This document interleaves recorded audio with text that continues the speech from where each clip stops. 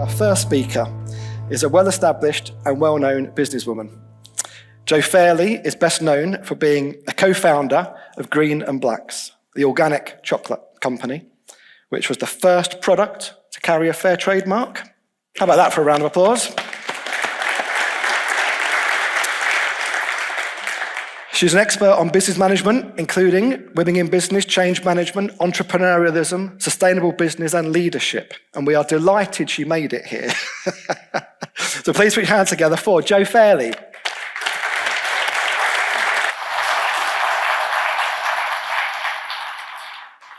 Morning, everyone.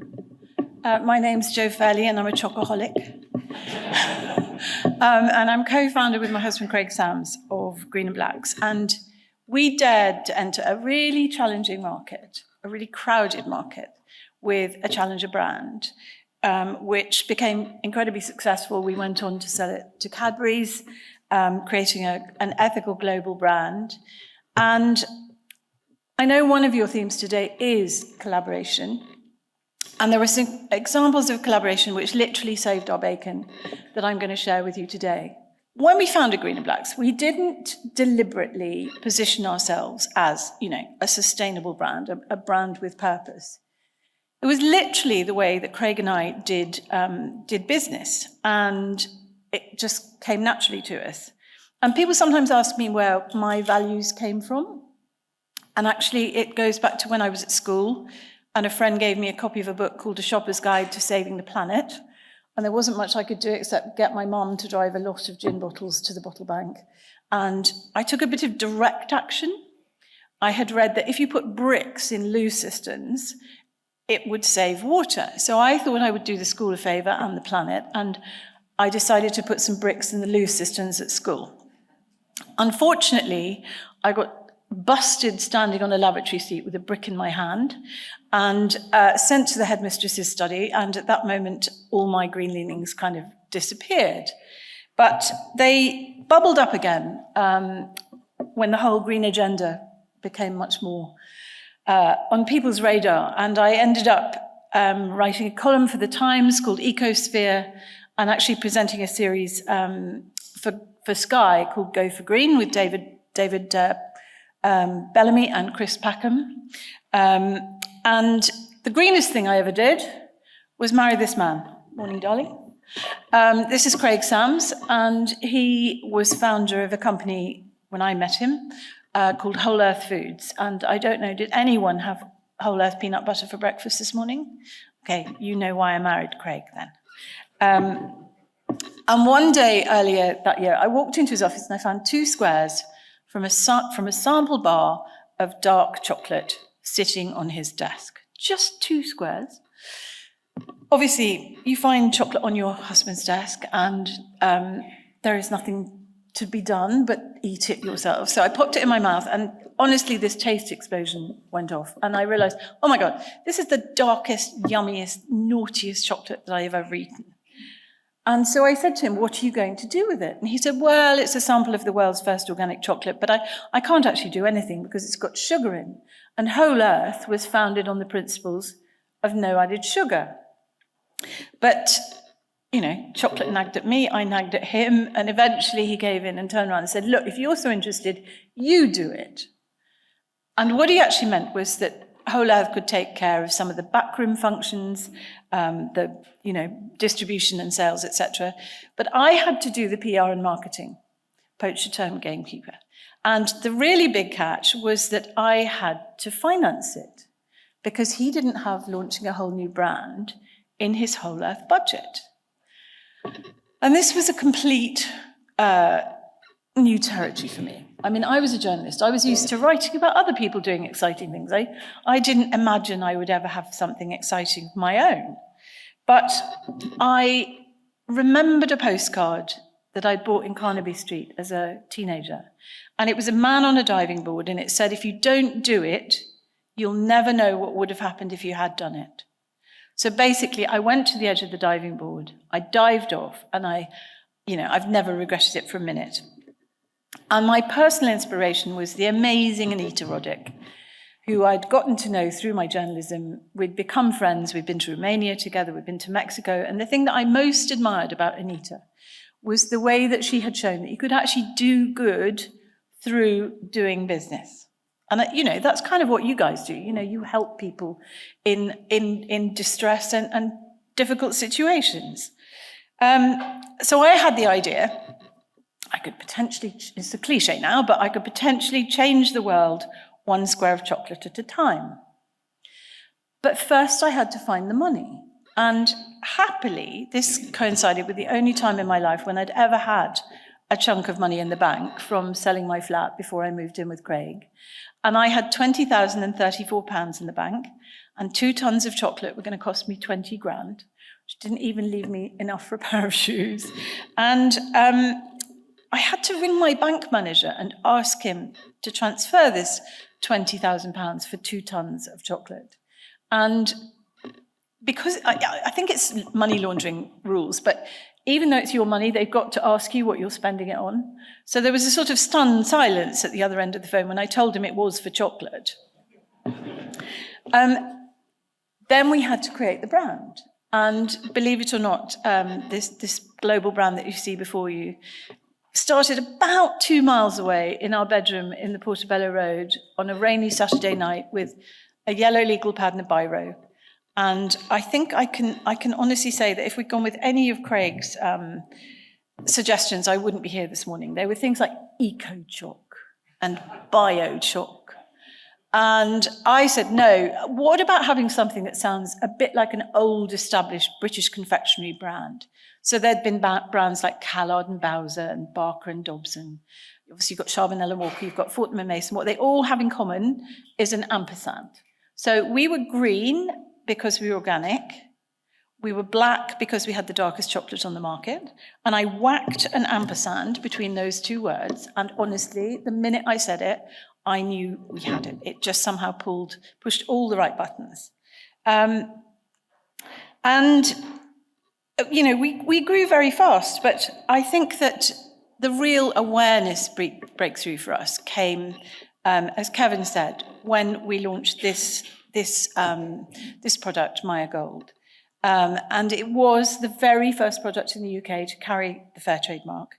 And we got some help through that of the type, I'd love to tell anyone they could write into a marketing plan, but you couldn't even make it up. And it came about, for the weirdest of reasons, the church got behind our product, which we'd never given a thought to.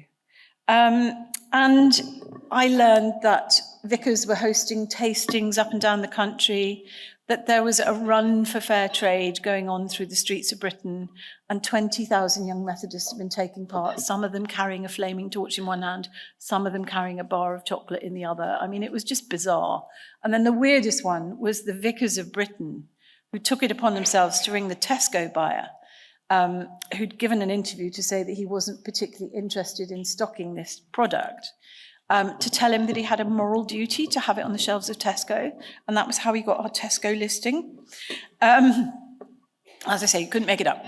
But for us, one of the really key things was sharing the story of our producers, and I would encourage you as an industry to share the stories of customers who've been unhappy, who you have turned into happy customers. For us, one of the ways of doing this was on the inside of the wrapper. I was doing a tasting one day and I realized we had 18 square inches of paper, white paper, on which we could share the story of our producers and talk about how buying that bar of chocolate had changed the lives of the farmers and their families who produced it. And it truly has. We are 30 years on now, celebrating the launch of the Fair Trade Mark, and we have seen with our own eyes the amazing impact it's had on the communities that we trade with. We've gone, for example, in a situation where in the cocoa growing villages, there was no secondary education when we started trading with those farmers, and now 90% of those kids go on to secondary school, and some of the eldest go on to university, to business school. They bring those skills back to their villages, and that helps them to travel further along the path out of poverty under their own steam. Green and Blacks was one heck of a roller coaster. And I can tell you, if I was to share the whole story with you, I would probably be here all day. But today, Green and Blacks is part of Cadbury's, which in turn is part of, under the umbrella of a spin-off from Kraft called Mondelez. And actually, we have shown our successive parents, if you like, that doing good is good for business. And we know we did this with Cadbury's. There was a dinner for the outgoing CEO, a guy called Todd Stitzer. And at one point, he turned to Craig and I, at the point of the Mondelez takeover, and he turned to Craig and I and said, I want to thank Joe Fairley and Craig Sams for showing Cadbury's the way with fair trade. And that was his acknowledgement that we had inspired them to put the fair trade mark on the front of dairy milk, which has had a way bigger impact on farmer incomes than we could have hoped for. And that has rippled up into Mondelez. So basically, they now have a program called Cocoa Life, which is a $1.1 billion program in West Africa, which not only teaches farmers how to grow better cacao and improve their farmer incomes, but also works with 13 different charities, including the Fair Trade Foundation, goes into villages, establishes what those communities need, and it might be a school, it might be water infrastructure, because there are still kids who walk 6 hours a day to fetch water for their families. And I really like the aspect of Cocoa Life, which is that you can't be part of it unless women are financially empowered in that community. So it's bringing around real social change, grassroots change in West Africa. But in business generally, what I see, I heard what Kevin said about competition and the rules relating to that, but I think that we are moving towards a spirit of collaboration rather than traditional competition, which can be, only be, for me, a positive thing. And there's even a word for it, which I think someone's got to rebrand, because it is almost impossible to say, but it's called co-opetition. But it's this idea of basically cooperating with competitors in certain areas on, to find solutions. And I think that we're facing so many global issues, sustainability, cybersecurity, other kinds of tech challenges, etc., that actually brains need to be put together to find collaborative solutions. And we wouldn't be here today. I would not be standing in front of you if we had not experienced a couple of examples of collaboration ourselves, which literally ensured the survival of Green and Blacks. And the first related to the sourcing of sugar. Now, when we launched Green and Blacks, seems impossible, but there was no organic sugar on the market. I couldn't just ring a broker and say, I need 5 tons of organic sugar. It didn't exist. So initially, under the organic rules in 1991, we were allowed to use a non-organic ingredient if an organic one wasn't available. And then the law changed. And we realized that unless we could find organic sugar, we were not going to be able to label our product as organic. And that was a total pillar of our brand. So, sugar made up 30% of our recipe. We knew that organic sugar was starting to be grown by farmers, but nobody was prepared to process the small quantity that Green and Blacks needed for our production. So we collaborated with the manufacturers of other organic foods at the time, who were also going to be affected, and we joined together, and we were able, with that kind of buying power, to persuade a sugar producer that it was worth making organic sugar, jumping through the hoops that were required for certification, etc. And we each committed to taking a certain amount of that production run. And so by working collaboratively, we were able to place an order for hundreds of tons. We probably only needed a couple of dozen tons, but it literally saved our brand. And then a few years later, the issue of GMOs came up, genetically modified organisms. And it kind of reared its ugly head with no warning. And there was an announcement in the US that basically 4% of the US soya crop was contaminated, if you like, with GM beans. They hadn't managed to segregate them, and they would be exported with GM beans in the consignments. And the UK consumer, unlike the American consumer, was completely up in arms about this. And I, at the time, ran the Green and Blacks customer service line, which I did for 9 years. But you know, when you get 200 calls about something in a week, that you've got a very concerned customer base. And basically, they had scanned the ingredients list of our bars and discovered that soya lecithin was on the label, a very small part of, but essential part of mixing the ingredients together. And they wanted to know that it was GMO-free. And I absolutely hated having to tell them that I couldn't guarantee that. So 1,000 tons of soybeans produce less than 1 ton of lecithin, because basically it's a byproduct of the bean. It's not, it's not a key ingredient. It's not a key commodity. Little old Green and Blacks was a tiny part of the market. But again, so we didn't have the pressure, the power to put pressure on lecithin manufacturers, but we were not the only ones who'd been getting calls from concerned chocolate lovers.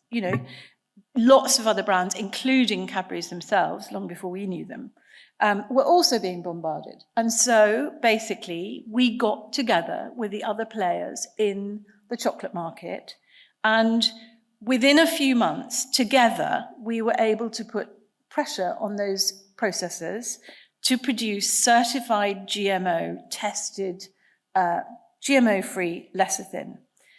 And we only took a part of that product, but it was enough to ensure that we absolutely were able to kind of, survive. Otherwise, literally, if we hadn't managed to get that ingredient, it would have killed our brand. So without those 2 examples of collaboration, I would not be standing here this morning.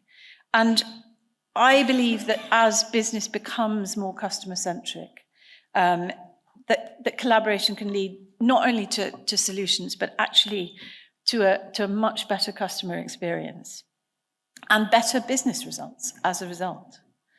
So I'm proud to say that I am still involved with Green and Blacks. It's amazing to me to have gone from our bedroom in the Portobello Road to this brand. And sometimes I'll be staying in you can buy it in a Tesco garage forecourt now, but sometimes I'll be staying in a hip hotel or even a Premier Inn. Actually, open the mini bar. There's a bar of Green and Blacks, and somebody said to me, "What's it like finding your product in the mini bar?" I said, "It's exactly like finding your child in the fridge," because honestly, that's what it feels like. That product has my DNA. So Craig and I are still involved after all this time with the brand. We have an official title, which is Chocolate Ambassadors, and let me tell you, there are worse jobs in the world.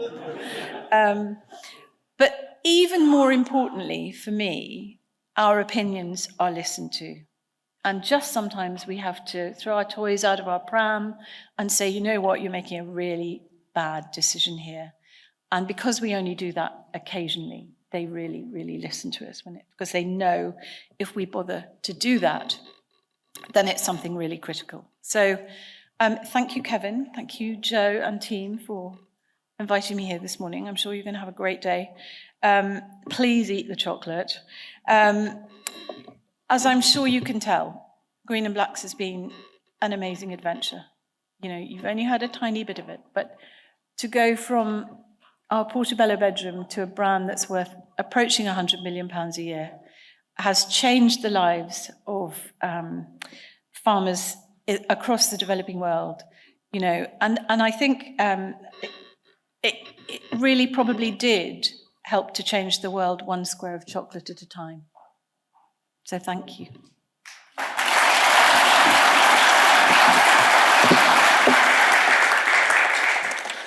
Thank you. Thank you very much, Joe.